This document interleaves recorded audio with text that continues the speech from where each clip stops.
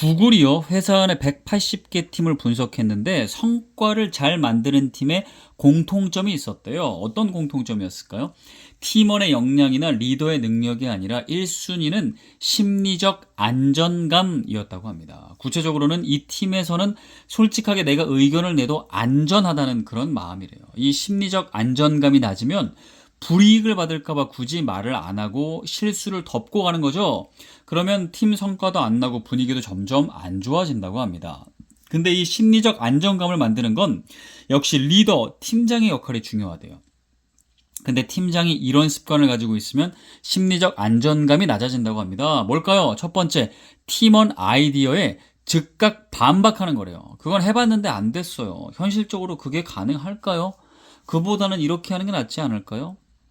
뭘 말하자마자 팀장이 이렇게 얘기한다면 팀원은 점점 입을 닫겠죠. 두 번째, 팀원 실수를 공개적으로 짚는 겁니다. 팀원 입장에서는 이 팀에서 실수하면 난 끝장이다. 모든 사람 앞에서 망신당한다. 이런 인식이 강하게 각인되겠죠. 세 번째, 결과가 좋지 않았을 때 하는 처음 질문입니다. 왜 이렇게 된 거죠? 책임 추궁처럼 들리는 거죠? 그러면 팀원은 방어 모드로 바뀌게 됩니다. 이런 질문으로 바꾸면 더 낫다고 하는데요. 어떤 부분이 처음 예상과 좀 달랐나요? 아니면 다음에 다른 게 해보고 싶은 게 좀 있나요? 뭐 이런 질문. 같은 내용의 어떤 답변을 얻는다고 하더라도 질문 자체가 이런 질문이라면, 그러니까 과거 실패를 향하는 질문이 아니라 미래를 지향하는 질문이라면 심리적 안정감에 도움이 된다는 거죠. 참고해 보시면 좋을 것 같습니다. 자, 반갑습니다. 구독과 좋아요는 큰 힘이 됩니다. 슬픔의 눈물과 기쁨의 눈물이 동일한 눈에서 나옵니다. 똑같은 눈에서 슬픔과 기쁨이 함께 만납니다. 동일한 마음의 샘에서 슬픔이 솟구치기도 하고 기쁨이 솟구치기도 합니다. 슬픔을 모르는 사람은 기쁨도 모릅니다. 강준민의 기쁨의 영성 중에 일부인데요. 그러고 보니까 눈물과 기쁨은 한 몸이죠. 지금 눈물이 나도 기쁨은 늘 뒤에 대기하고 있는 겁니다.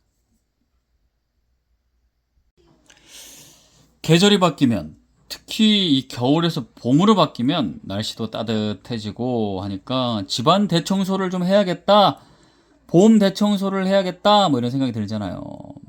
근데 이 대청소를 결심했어도 건너뛰는 것이 바로 커튼입니다. 커튼. 에이, 뭐 가끔 쓰는 거고, 세로로 걸려 있는데 뭐 크게 먼지가 쌓이겠어.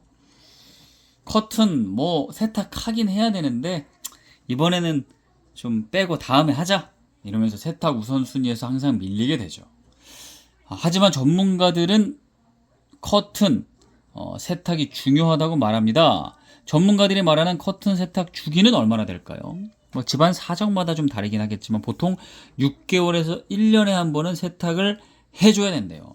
물론 그 기간 동안에 뭐 한 번도 건들지 않아도 된다는 아니라 주기적으로 좀 커튼을 털어서 진공 청소기로 먼지를 제거하거나 오염이 쌓이지 않도록 관리는 좀 해줘야죠. 이렇게 관리를 해주는 것을 전제로 6개월에서 1년이 세탁 권장 시기라고 합니다. 커튼은 생각보다 먼지와 오염물이 좀 쌓일 수 있기 때문에 신경을 써줘야 한다는 건데요. 특히 반려동물을 키우거나 아니면 흡연 환경에 노출되어 있거나 먼지가 많거나 습한 지역이라면 더 당겨야겠죠. 세탁 주기를 한 3개월로 당겨야 한다고 하네요. 자파가 나왔습니다. 구독과 좋아요는 큰 힘이 됩니다. 우리가 자율적으로, 즉 자신에게 부여한 법칙대로 행동한다는 것은 행동 그 자체가 목적이 된다는 뜻이다. 우리는 저밖에 주어진 목적의 도구가 되지 않는다. 자율적으로 행동하는 덕에 인간의 삶은 특별한 존엄성을 지닌다. 마이클 샌델의 정의란 무엇인가 중에 일부인데요. 우리가 어떤 결과를 위해서만 존재한다면 좀 우울할 겁니다. 비록 최고의 결과가 아니더라도 내 진심을 다했다면 그것만으로도 아름다운 인생입니다. 직장에서는 회의가 많죠. 뭐 직장마다 좀 다르긴 하겠지만 근데 회의가 어쨌든 늘상 있습니다. 근데 어떤 조직은 회의가 상당히 활발하고 팀원들도 서로 의견도 많이 내는 반면 어떤 팀은 리더만 쭉 말하다가 다들 조용히 고개만 끄덕이다가 끝나는 회의도 많습니다.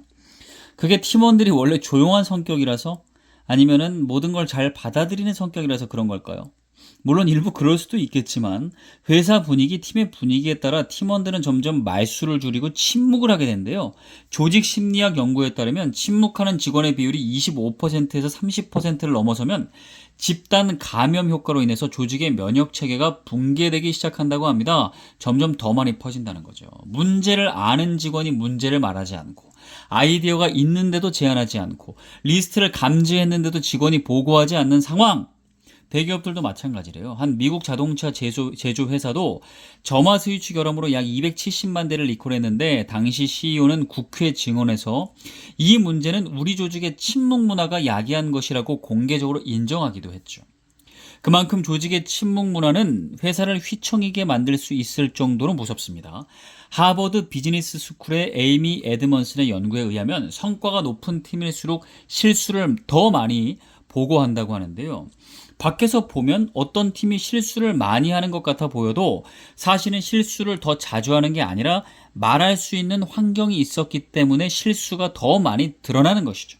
그래서 전문가들은 회사의 성패는 시작은 처음에 회사의 기술력이나 어떤 역량이겠지만 장기적으로 성패는 서로 편하게 말할 수 있는 조직인지 아닌지에 달려 있다고 합니다. 과연 내가 속해 있는 이 조직 어떤 쪽에 서 있는지 한번 생각해 보셔도 좋을 것 같습니다.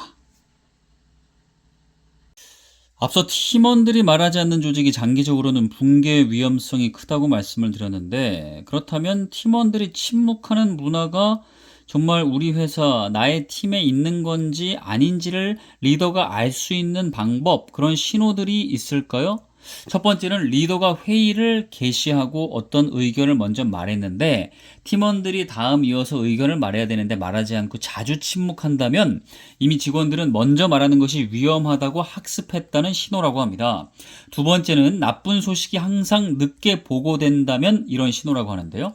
문제를 인지하고도 2주 이상 보고가 지연된다면 팀원들은 나쁜 소식을 피하고 싶은 존재로 인식하고 있다는 거죠. 세 번째, 퇴사하는 직원에게 퇴사 이유를 물어봤는데 모든 직원이 공통적으로 조직 문화에 대한 언급은 없고 단순히 더 좋은 기회를 찾아서 떠나는 거라고 답한다면 조직은 이미 심각한 침묵 문화를 가지고 있을 가능성이 있다고 합니다. 네 번째, 직원을 대상으로 설문조사를 했는데 본인은 이 조직에서 불편한 진실을 당당히 말할 수 있다고 설문조사에 답했는데 실제 회의에서는 많은 사람들이 침묵하고 있다면 제도만 있고 실제 관계 속에서는 말할 수 없는 상황이기 때문에 이것도 위험한 상태라고 합니다. 물론 직원의 만족도를 묻는 제도조차도 없다면 더 큰 문제이겠지만 제도가 있다고 직원들의 마음이 열리는 건 아니라는 거죠.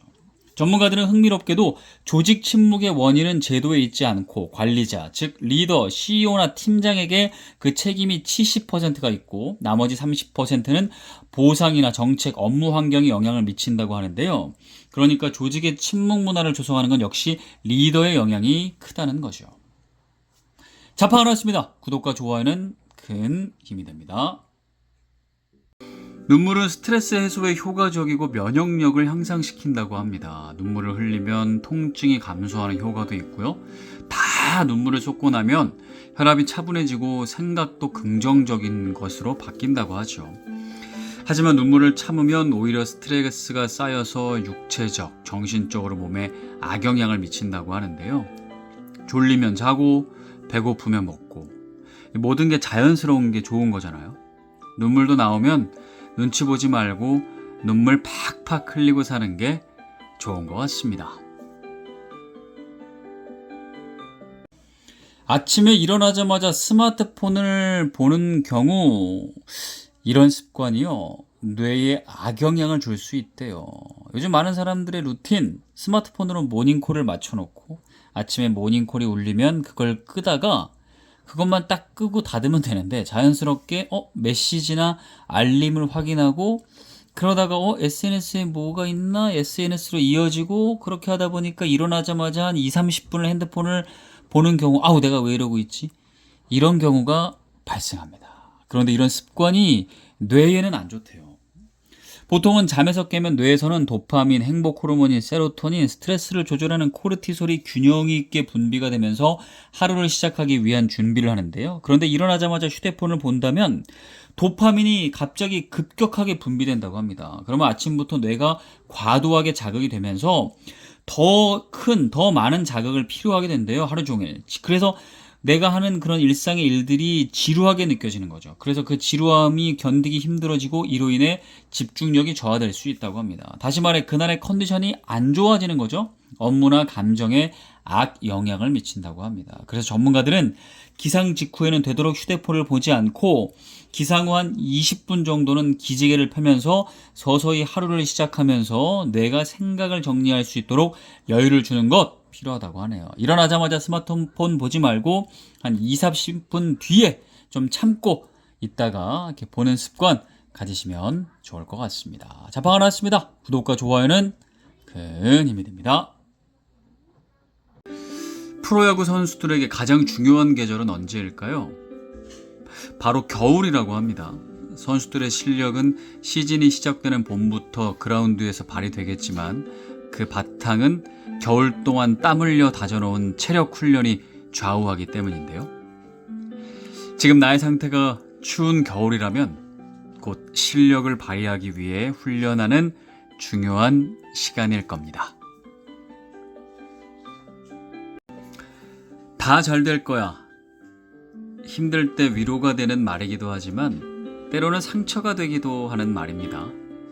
내가 그동안 너의 얘기를 얼마나 성심성의껏 들어줬는데 너는 내 얘기를 대충 듣고 어떻게 그렇게 쉽게 다 잘 될 거야 한마디로 퉁칠 수 있는 거니? 라는 생각이 들 수도 있죠. 같은 말이라도 얼마나 진심을 담느냐에 따라 다르게 전달될 수 있는데요. 어떤 말을 하느냐보다 얼마나 진심을 담느냐가 중요합니다. 네, 앞서 조직의 회의에서 아무도 얘기하지 않는 침묵 문화의 원인은 어떤 제도보다는 리더의 영향이 크다라는 얘기를 드렸습니다. 자, 그렇다면 리더는 조직의 침묵 문화 어떻게 깨트릴 수가 있을까요?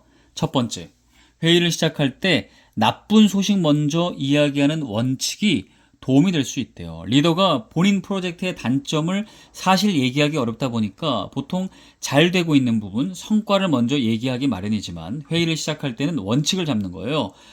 못한 거 먼저, 리더 본인의 실수나 프로젝트의 불확실성을 솔직하게 먼저 이렇게 얘기를 하면 구성원들은 그때부터 비로소 입을 열기 시작한다고 합니다. 두 번째는요, 팀원의 반대 의견에 대해 진심으로 고마워하는 마음을 가져야 된대요. 누군가 팀원이 용기 내어 말했는데 그걸 즉시 방어하거나 부정한다면 그 순간부터 침묵이 이어지죠. 한 명이 침묵하면 다른 사람도 따라가기 때문에 그 관점은 생각 못했는데 정말 좋은 생각이다, 좋은 지적이다 라고 얘기를 하면서 말해줘서 고맙다는 생각을 진심으로 가져야 된다고 합니다. 세 번째, 리더 스스로 본인을 돌아보는 습관 중요하대요. 정말 의견이 없어서 말을 안 하고 있는지, 원래 성격이 그런 건지, 아니면 내가 의도하지 않게 그들의 목소리를 막고 있는 건 아닌지 누구한테 물어보든가 항상 되돌아봐야 된다고 합니다. 네, 자팡을 하셨습니다. 구독과 좋아요는 큰 힘이 됩니다. 탐험가들이 오지를 탐험할 때 가장 힘든 점은 아침에 일어나는 거라고 합니다.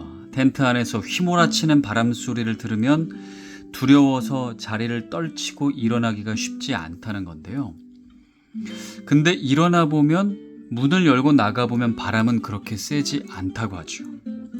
우리에게도 이런 일이 많습니다. 막상 시작하면 별건 아닌데 그 전에는 왜 그렇게 크고 높게 보이는지. 탐험가가 텐트에서 나오면 별거 아니듯이 우리도 당당하게 박차고 나와보는 겁니다. 세상은 생각보다 평범하고 사람들은 생각보다 비슷하니까요. 한 남자가 고민에 빠졌다고 합니다. 온 동네 사람들이 자기 집 담벼락에 자전거를 세워놓는 게 불만이었는데요. 아무리 경고문을 붙이고 부탁을 해봐도 소용이 없었대요. 고민에 고민을 거듭한 끝에 경고문을 다시 붙였더니 거짓말처럼 모든 자전거가 자취를 감췄다고 합니다. 이런 문구였다는데요. 자전거를 공짜로 드립니다. 아무나 가져가세요. 가진 옷이 너무 많으면 아침에 옷을 선택하는 게 고민되고 힘들어지는데요. 그러면 선택의 시간도 늘어나니까 그 일이 귀찮아지게 되는 그런 일이 발생하죠. 옷뿐만 아니라 뭐든 선택지가 너무 많으면 그 일이 힘들어집니다. 기계도 처음에는 기능이 많은 게 좋은 것 같은데 기능이 너무 많으면 나중에는 안 하고 지치게 되잖아요. 그래서 단순한 버튼이 있는 걸 찾게 되는데요. 그리고 어떤 일에 선택지가 많게 되면 단순히 고르는 데 시간과 에너지가 들어서 힘들다는 것 외에도 뭔가를 선택한 후에 어쩌면 내가 다른 걸 선택하는 게 더 좋지 않았을까? 내가 과연 잘 선택한 걸까 하는 그런 생각과 후회가 들어서 마음이 더 힘들어집니다. 어떤 일이 힘들고 귀찮아졌다면 선택지를 좀 단순하게 줄이는 것도 하나의 방법이 된다는 거 참고해 보시면 좋을 것 같습니다. 자방을 하였습니다. 구독과 좋아요는 큰 힘이 됩니다. 부부는 닮는다는 말이 있잖아요. 그리고 좋아하는 사람끼리도 또 닮는다는 말이 있습니다. 이게 그냥 하는 말이 아니라 실제로 그렇대요. 전문용어로 싱크로니 경향이라고 하는데 이런 말이 실제로 있구나. 좋아하는 사람끼리는 말하는 방법, 즉 말하는 시간, 뭐 속도, 끊어읽기, 목소리의 크기, 침묵하는 방법 등과 같은 패턴이 닮아간대요. 서로 정말 친한 사람들도 만나보면 그 말하는 말투가 되게 비슷하다는 걸 아마 느끼신 적이 있으실 겁니다. 실제로 이게 내가 좋아하고 닮고 싶은 사람을 계속 보고 관심을 가지면 자기도 모르게 이렇게 비슷해지는 걸 본인도 경험하신 분 계실 텐데요. 사람은 자기가 호의를 가진 사람과 이야기하면 상대방의 기분을 이해하려고 노력할 뿐만 아니라 자기도 모르는 사이에 태도나 행동을 상대방에게 맞추려고 노력하게 되는데 그러다 보니까 자연스럽게 오래되면 상대방을 닮아간다고 하네요. 아, 신기하죠. 자판을 했습니다. 구독과 좋아요는 큰 힘이 됩니다. 지도에 보면 북극 또 남극 이렇게 있는데 북극은 바다 위에 얼음이 있는 거고 남극은 대륙 위에 얼음이 있는 거잖아요. 그러면 남극 대륙은 땅이란 얘기인데 그리고 그 안에 또 막대한 양의 지하 자원이 있다고 합니다. 그렇다면 어느 나라의 땅일까요? 우리 인간사 만약 주인이 없다면 분명 나라끼리 그 대륙을 차지하기 위해 경쟁이나 심하면 전쟁까지 분명 벌일 텐데 현재 그러지는 않고 있죠. 그렇다면 왜 지금 조용할까요? 어떤 이유 때문에 그럴까요? 일단 남극은 현재 어느 나라의 땅도 아니라고 합니다. 과거에는 지하자원 선점을 위해 여러 나라들이 실제로 분쟁을 했었는데 그러면 안 되겠다 싶어서 여러 나라들이 모여서 조약을 체결했대요. 그게 바로 남극 조약입니다. 우리나라도 가입돼 있죠. 남극 조약에는 남극을 평화적인 목적으로만 이용해야 하고 군사적으로 이용하는 것을 금지하고 어떤 나라든 과학조사와 연구의 자유는 누릴 수 있고 영토권과 청구권 논란은 유예, 그러니까 나중으로 밀어놨다고 합니다. 네, 현재까지는 그게 지켜지고 있는 거죠. 또 어느 누군가가 파기할 수도 있겠지만요. 네, 이 남극 조약에 따라 우리나라도 현재 과학조사와 연구는 할 수 있으니까 세종과학기지를 세워서 현재 연구는 하고 있는 거죠. 네, 자판을 나왔습니다. 구독과 좋아요는 큰 힘이 됩니다. 영국의 저널리스트 멜컴 머거리지는 이렇게 말했습니다. 내가 이 세상에서 75년 인생을 살면서 배운 모든 것, 특히 나의 존재를 진정으로 고양시키고 계명시켰던 모든 것은 내가 추구한 행복을 통해서가 아니라 고통을 통해서 얻은 것이었습니다.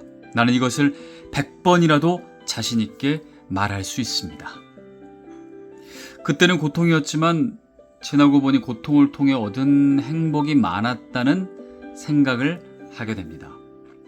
행복과 고통은 공존할 수 없는 거라고 생각했는데 진정한 행복을 위해서는 고통이 필수적으로 필요한 게 아닌가 싶기도 한데요. 지금이 고통스럽다면 정말 찐한 행복을 만들어가고 있는 중 아닐까요? 우리가 어떤 사람의 문제에 대해서 판단하고 평가할 때 쉽게 저건 그 사람 때문이야, 그 사람의 문제로 규정할 때가 참 많은데요. 그건 그 사람이 열심히 하지 않아서 그런 거 아니야? 평소에 그 사람이 그러니까 그렇게 되는 거지 이러면서 사람의 문제로 단순하게 치부하는 경우가 많은데 근데요 물론 그럴 수도 있지만 모든 일을 다 이렇게 생각하면 위험할 수 있습니다. 범죄 피해자들에 대해선 어떤 식으로든 그 피해자가 빌미를 제공했을 거야 라고 쉽게 판단해버리는 상황까지 갈 수도 있잖아요. 문제가 일어날 때는 사실 원인이 굉장히 다양하죠. 사람의 문제일 수도 있고 주변 환경, 구조의 문제일 수도 있고 타이밍의 문제일 수도 있잖아요. 예를 들어 타이밍에 대한 말씀을 드리면 그 사람이 교수가 못 되고 있다면 그냥 사람의 문제라고 생각하면 그 사람이 열심히 안 해서일 거야. 근데 가고 싶은 그 학교의 교수들이 너무 젊어서 이 자리가 안 날 수도 있는 거고요. 지금의 젊은이들이 취업이 잘 안 된다면 젊은이들이 열심히 일을 안 해서가 아니라 공부를 안 해서가 아니라 부모 세대보다 취업하기 힘든 현실적인 문제일 수도 있고요. 실제로 내가 이뤄낸 성취는 내가 열심히 해서일 수도 있지만 타이밍이 좋아서 얻은 결과일 수도 있죠. 또 연구에 의하면 나이가 들수록 더 성실해진다고 합니다. 이번 생이 이제 얼마 안 남았다는 생각 때문에 자신의 삶을 비로소 사랑하게 되고 열심히 사는 경향이 일반적으로 더 커지기 때문이라고 하는데요. 그런 상황에서 아직 그 시기에 이르지 못한 젊은이들이 성실하지 못하다고 나무라는 것은 또 지나치게 바라보는 것일 수 있죠. 삶의 모든 문제는 오직 사람의 문제로만 국한되지 않으니까 균형적으로 보는 시각 항상 필요할 것 같습니다. 자, 반갑습니다. 구독과 좋아요는 큰 힘이 됩니다. 요즘에는 워낙 디자인이 많이 발달해서 자동차 경우에도 아주 요즘에는 세련되고 예쁘게 많이 나오잖아요. 최근에는 우리나라 자동차도 예전에는 조금 부족했는데 요즘에는 외국 자동차보다도 더 멋진 디자인도 많이 만들고 있는 것 같습니다. 근데 타이어, 유독 타이어만은 우리나라뿐만 아니라 전 세계가 거의 같은 색을 유지하고 있는데요. 항상 검은색이죠. 아니 자동차 색깔이 이렇게 다양하고 디자인도 다양한데 타이어 색깔도 좀 예쁘게 다양하게 만들면 되지 않나? 왜 항상 검은색 타이어만 사용하는 거야? 이런 생각 안 해보셨나요? 일단 자동차 타이어에 쓰는 고무는 원래는 우윳빛에 가까운 그런 색이래요. 그런데요, 타이어의 고무를 강하게 하기 위해서 그 안에 탄소 가루인 카본 블랙이라는 검은 물질을 섞는데요.